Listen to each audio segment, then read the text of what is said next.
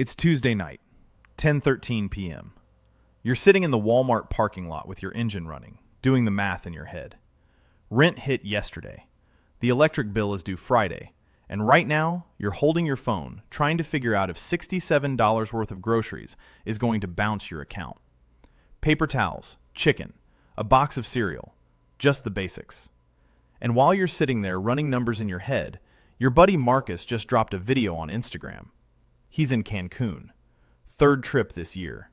Stayed at one of those all-inclusive resorts where everything is paid for and the drinks keep coming. You've known Marcus for years. Same city, same kind of job, roughly the same paycheck. But somehow, this guy is living a completely different life, and you can't figure out why. Is he financing all of it on credit cards? Did his grandmother leave him money? Is he just secretly making twice what you think? My name is Ken, and I'm going to tell you something that's going to bother you more than any of those answers. It's none of that. Marcus made one decision, one quiet, boring, unsexy financial decision about 5 years ago. Set it up in maybe 25 minutes, and then he stopped thinking about it entirely. That decision is currently sitting at around $38,000. In 35 years, it'll be worth somewhere north of $2.5 million. And it cost him about the same as what most people spend on streaming services every month. If you've ever watched someone with the same paycheck somehow build a completely different life, stick with me, because today we're going to get into the math that most of us were never shown. Let me walk you through two people. We'll call them Diane and Renee. Both are 27. Both make $58,000 a year. They live in the same city, have similar rent, and both think they're doing okay. The difference is one thing. Diane opened an investment account at 23, puts $450 in every single month automatically, and doesn't touch it. She drives a used 2018 Corolla she paid cash for. Her investment account right now has about $27,000 in it. Renee has a 2023 Hyundai Sonata she's still paying off. Car payment is $487 a month. Her investment account has $1,400 in it, money she threw in once and then forgot about. They both think their situation is basically fine. Let's see what actually happens. At 35, Diane has $125,000 invested. Renee has $22,000. The gap is real, but Renee isn't panicking yet. She's got time. At 45, Diane has $432,000. Renee has $67,000. Now Renee is starting to Google things like how to start investing in your 40s and feeling that low-grade anxiety that comes with realizing time is doing something you didn't expect. At 55, Diane has $1.26 million. Renee has $156,000. Renee is working out how much she'd need to save per month to catch up, and the number is not realistic.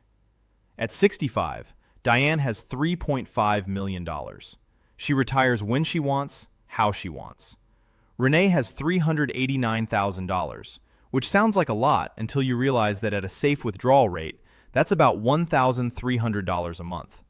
She'll be working until at least 70. Same city, same salary, same starting point.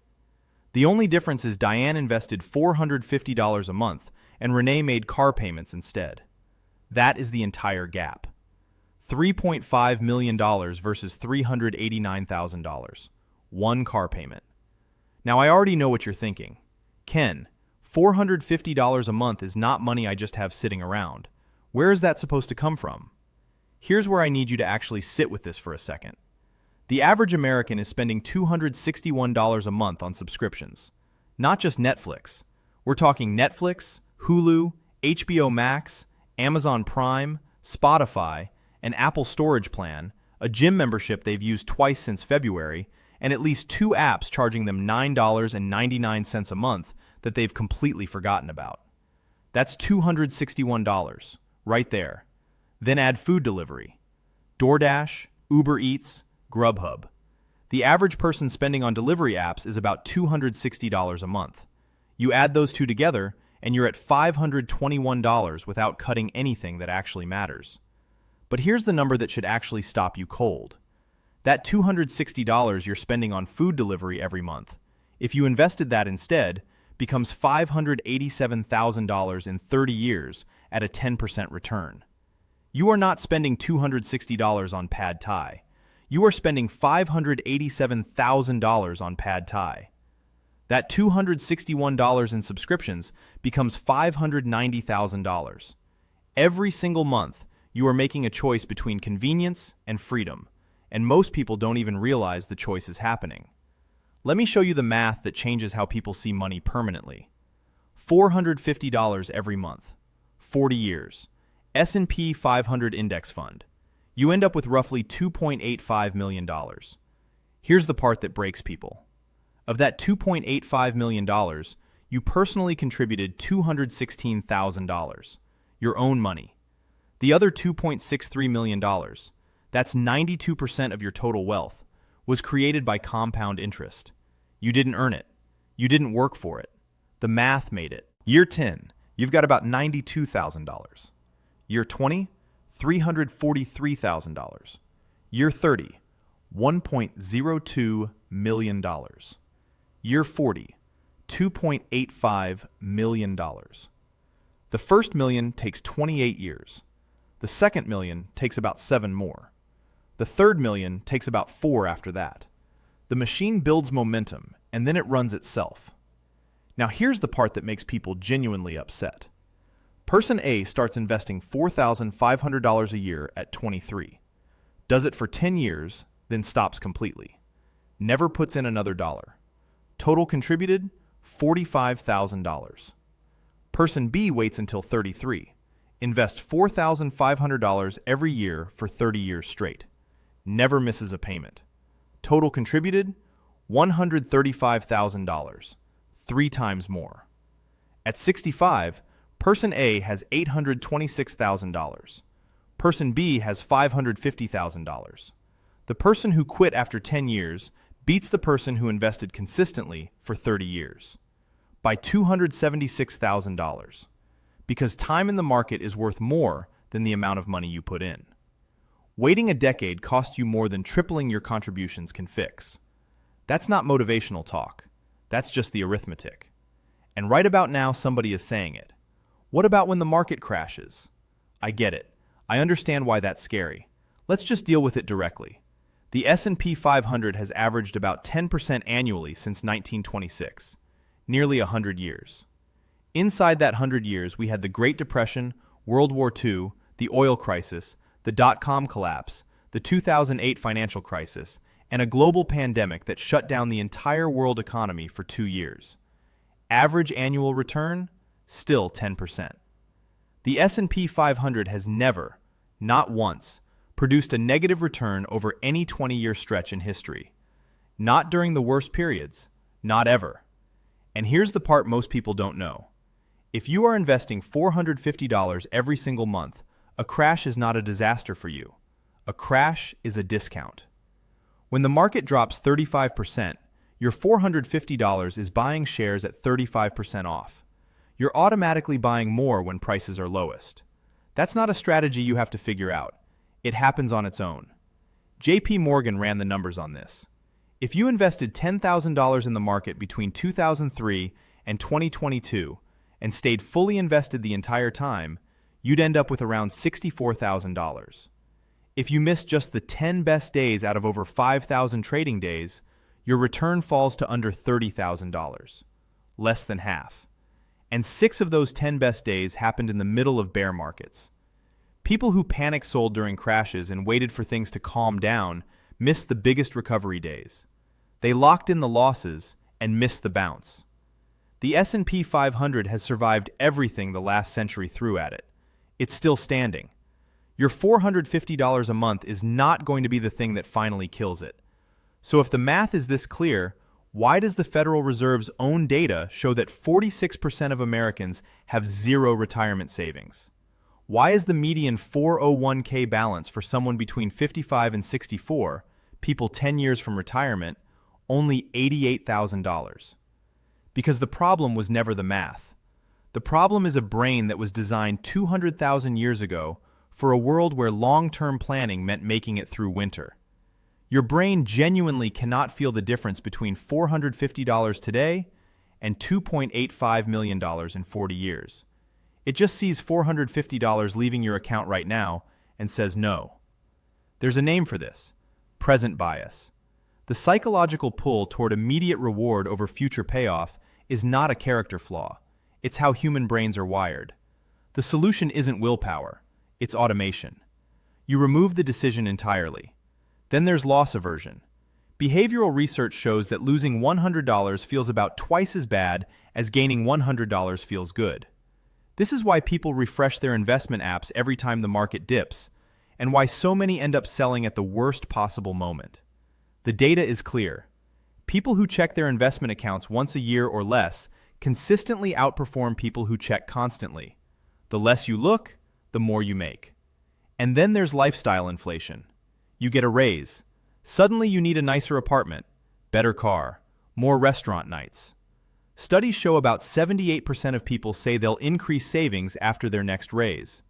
Almost none of them do, unless the savings increase was automated before the raise hit their checking account. Here's the other side of this. There are entire industries built around the fact that your brain works this way. The financial industry makes money on every trade you make. They make nothing when you buy one low-cost index fund and leave it alone for 40 years. That is genuinely not their preferred outcome for you. Auto dealers have figured out that stretching a loan to 84 months makes almost any number feel manageable. Nobody talks about what that payment is actually worth over time. Every ad you see is making the case that your $450 belongs with them. Now let me tell you about 3 people who never made a lot of money and died with more than most people who did. Ronald Read spent his career as a gas station attendant and a janitor in Vermont. He wore a jacket held together with safety pins and drove a beat-up Toyota with rust along the bottom edge of the doors. His coworkers thought he was just eccentric about money. When Ronald died in 2014 at 92, his estate was valued at over $8 million. He left $4.8 million to the local hospital and $1.2 million to the library. He had never earned more than $20,000 a year. He just bought solid, dividend-paying stocks every week for 70 years and never sold. That's it. Sylvia Bloom was a legal secretary in New York for most of her career. She rode the subway for nearly 70 years. When the attorneys she worked for placed investment orders, she'd quietly make the same investments at a smaller scale. When she passed away, she had accumulated over $9 million and left more than $6 million to charity. Grace Groner spent $180 in 1935 to buy 3 shares of Abbott Laboratories stock. She reinvested every dividend she ever received and never sold a single share. When she died in 2010 at age 100, those 3 shares were worth $7.2 million. None of these people had high salaries. None of them had financial advisors. None of them were doing anything complicated. They were consistent, patient, and they left the math alone to do its job. The other side of that picture is this. The median retirement savings for Americans between 65 and 74 is $200,000. Social Security pays an average of $1,976 a month. 1 in 5 Americans over 65 is still working, not because they want to, but because they have to. These people worked for 40 years. They weren't lazy.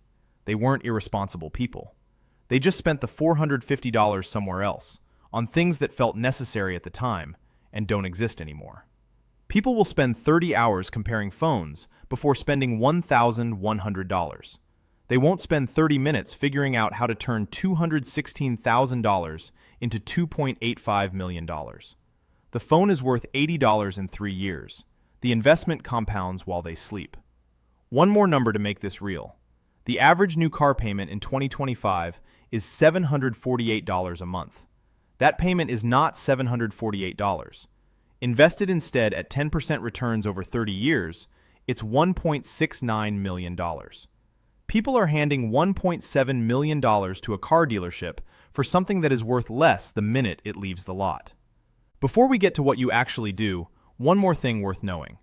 If you invest $450 a month for 30 years in a low-cost S&P 500 index fund with a 0.03% expense ratio, you end up with around $1 million. If you put that same money into an actively managed fund charging 1% a year, you end up with around $820,000. Same money, same timeline. The fund manager took the difference, about $180,000, for the privilege of underperforming the index you would have been in anyway. The funds that track the S&P 500 at almost no cost are straightforward. Fidelity's FXAIX charges 0.015%. Vanguard's VOO charges 0.03%. Schwab's SWPPX charges 0.02%. They all track the same index. Pick one. Here's what you actually do. 5 steps. 1. Open a Roth IRA at Fidelity, Vanguard, or Schwab. It takes about 20 minutes. The 2026 contribution limit works out to around $583 a month. Everything in a Roth grows completely tax-free. 2. Link your checking account. 3. Buy one S&P 500 index fund, FXAIX, VOO, or SWPPX. 4. Set up an automatic monthly transfer of whatever you can start with. Even $200, even $150. Start somewhere. 5.